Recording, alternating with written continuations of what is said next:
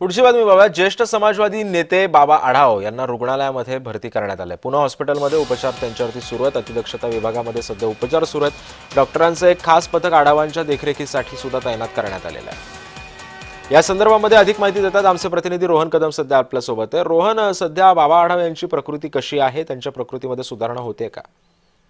Siddhesh sir, तर काल रात्री जे आहे ते बाबा आढाव यांना पुण्यातील एका खासगी रुग्णालयामध्ये अतिदक्षता विभागामध्ये ठेवण्यात आल्याची माहिती जी आहे ती मिळालेली आहे। खरं तर बाबा आढाव यांनी नुकतंच वयाच्या 95व्या वर्षी पदार्पण जे आहे ते केलेलं पाहायला मिळत होतं। काही दिवसांपूर्वी त्यांना कर्करोगाची देखील लागण झाल्याची माहिती जी आहे ती समोर आलेली होती।